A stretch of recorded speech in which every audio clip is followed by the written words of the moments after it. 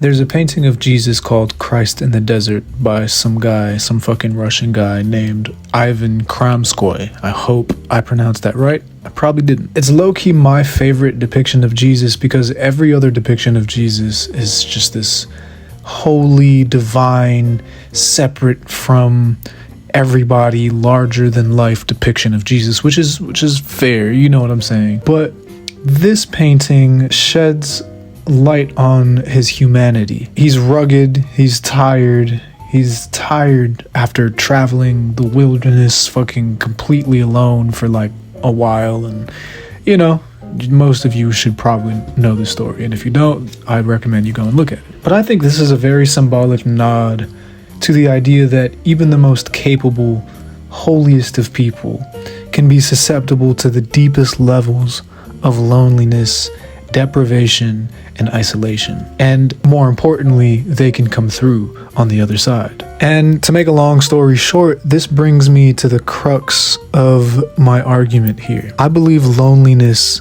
is a thing that can be used. If you can let loneliness become your womb, it will make something out of you. If your growth doesn't feel lonely, it's because you're growing for other people to see you growing. You still haven't gotten past the stage of the attention that comes with progress, and that is stifling your progress. Just a brief intermission to talk about some of the loneliness that I've been experiencing in these past months while running my business, after having gone to jail, breaking up with my ex. This was the healthiest relationship I've been in, by the way. Like I decided after certain things happened that it would probably be best for me to just like not engage in any committed relationship, or you know, if I this is my struggle. I struggle with being alone, and I go and seek people to talk to. I go and,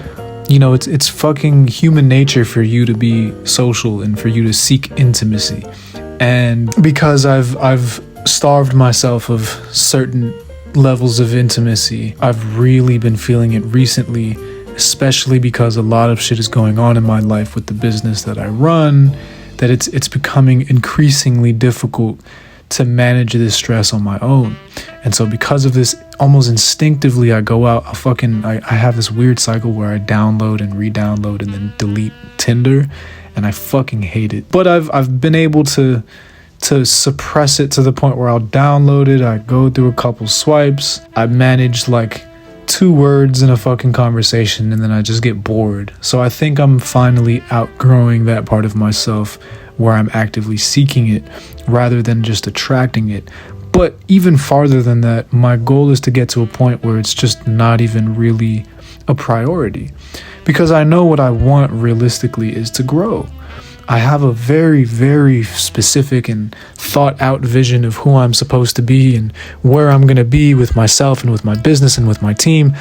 But what's been holding me back is these boundaries that I've placed around myself, these rules that I've set, and who I think I am right now. And the truth is about identity and about loneliness and about all these things that you are if you're watching this video, you clicked on it for a reason. It's probably because you're experiencing some kind of loneliness, or you're just, I don't know, maybe my thumbnail was cool enough, whatever. But all of these things, this loneliness and this identity, you have to understand that it is fluid. And for you to try to maintain an image that is fluid, it's going to be really fucking difficult, because it's constantly changing, constantly moving everywhere all at once at the same time. Naturally, you're probably going to get stressed trying to have control over shit that is designed to not be controlled and to not really fully be influenced, but it's just a medium through which you're supposed to step through. Loneliness is a forge. It's not a void. It's supposed to be, you should understand that if you want to grow, transformation requires embracing loneliness. The deeper the isolation, the more profound and the more impactful your transformation will be. You've heard the saying, as above, so below, as within, so without. The deeper below you go, the higher above you will have access to. The deeper within you go, the farther outside you will have access to. There's this, I do a lot of training with my team where we're in sales, and sales requires you to have a deep understanding of certain psychological concepts, and you have to know human behavior, and it gets very, very deep, almost fucking to the point where it's like spiritual and esoteric. The way I lead a lot of my trainings, it's very like, it's tactics. Yes, I teach strategies on how to close deals and all this shit, but at the root of what I teach is human connection. And one thing that I try to teach my team is that the deeper you can understand yourself, and the more intimately you can understand how you function as a human being and as a soul, as a spirit in a human body, the more easily you will be able to access and understand the people you speak to. And in this case, the people that they're trying to convince to pay them thousands of dollars. So I push this idea that you have to become painstakingly familiar with not only the good parts of you, not only the strengths and not only the things that are virtuous and good, but also the ugly parts of yourself, the things that bring you shame, the things that you are embarrassed about, the things that you put a veil over for fear of being perceived in a certain way. Like, specifically those things need to come to light so that you can journey forward in your life, period.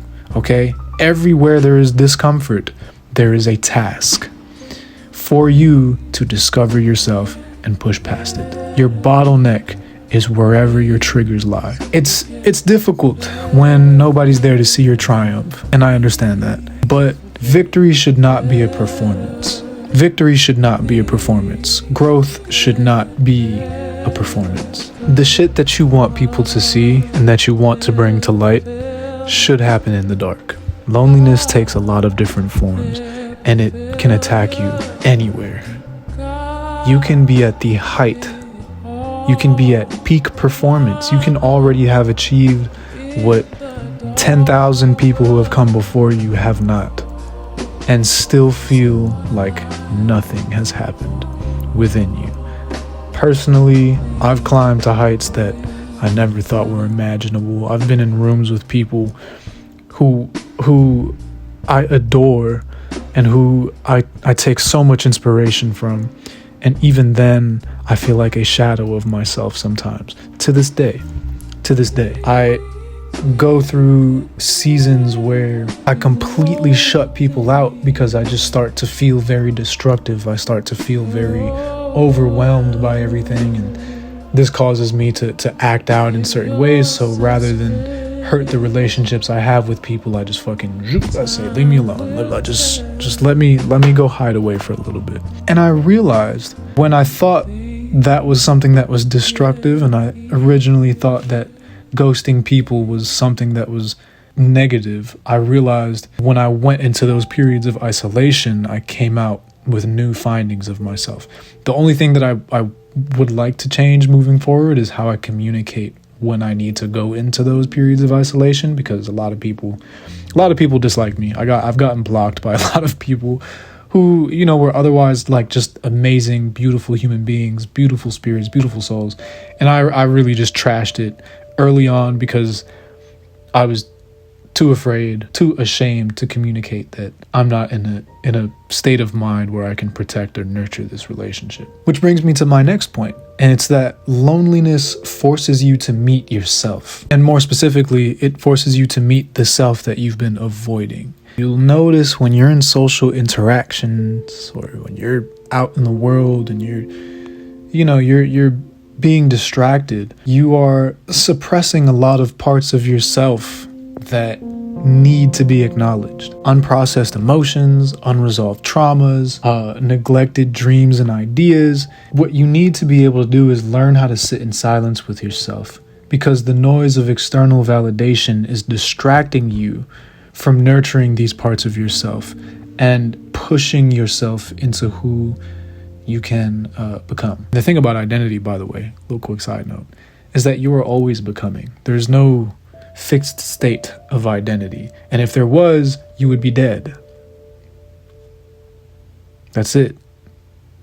Right? Understanding that growth is constantly becoming, constantly being birthed and dying. Think of when, like, for example, when you work out, when you lift weights, you tear your muscles, and you tear them, you literally destroy your muscles so that they can recover, and so that you can become more resilient and increase in your strength and all that shit. It makes you more resilient to physical stress. And it's the same with every part of your physical body, your spirit body, your mental body. Like, you go through these stressors and it conditions you, but you cannot do that as a performance. In order to birth new parts of yourself, you need to bring death to old identities, old beliefs, social connections. There are people in your life that you probably need to let go of right now. Sometimes those are the people closest to you. For example, this is something that I've hesitated to talk about for years.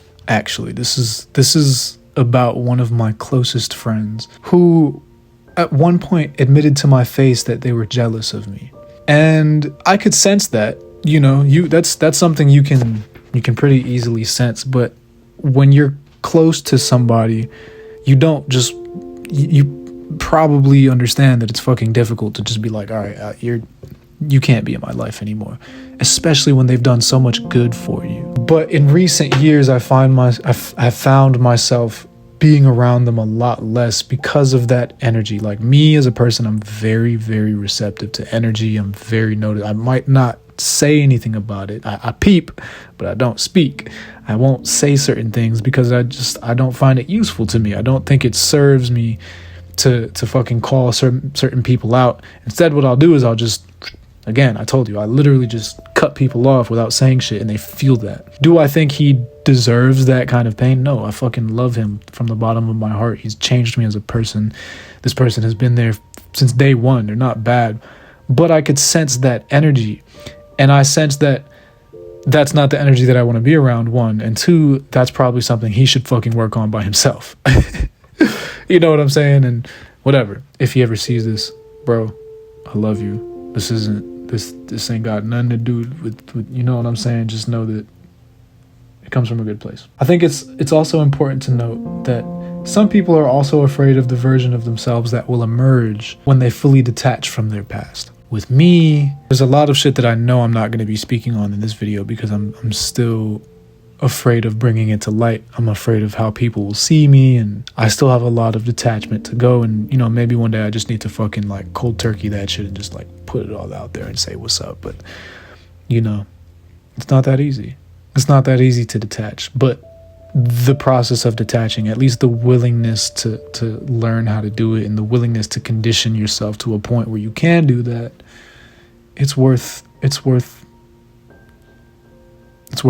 And some of the best examples I can give you off the top of my head of this kind of detachment and this kind of isolation is Jesus in the wilderness, Jesus in the desert, the fucking painting that I showed you. Buddha under the tree when he went meditating for a fucking while. And then any shaman, any like, those stories of people who go out into the wilderness or into nature completely alone as like a rite of passage. Like, those things bring deep spiritual, mental, physical development and alignment. Isolation purifies you. It forces direct confrontation with yourself and with the parts of yourself that you have hidden away from the world and from yourself. When you broadcast your progress, it invites opinions, it invites projections and subconscious pressures to maintain a certain image. The focus shifts away from being authentic with yourself and towards being on brand for other people. I don't think I really need to elaborate too much on why that's destructive. When you're playing a role, when you're fucking playing roles on screen for people, there's no growth outside of that. And when you venture outside of that, it upsets people, and then in return, that discourages you from venturing further, and so you fucking stay in this little box that you put yourself in. All great leaders understand the price that they have to pay for their position and for their calling, and they all know that it's loneliness. Take me, for example. I'm leading a small team of people. As I mentioned, I'm in sales, and I want to make millions of dollars. Like, I know it sounds like Like, oh, I want to be a millionaire. It's my dream. But like, no, everything I do, every hour of my day is spent towards pushing towards this vision. Every single thing that I do, I obsess like a psycho over this shit because I know that I have to go through this kind of discomfort in order to get there. And you know what? This path is lonely. Every path is lonely at first, but this path is especially lonely because I have to be, there's nobody I trust right now to do what I do. And that, it almost sounds egotistical, but I've tried. I've tried to promote people into certain positions, and like I keep getting disappointed. And I know it's going to take time, and eventually like I do have to step away, and I do have to give these people grace because everybody's going through shit and everybody's got stuff going on. But it's like, again, I have a vision and I am not willing to sacrifice it for anybody.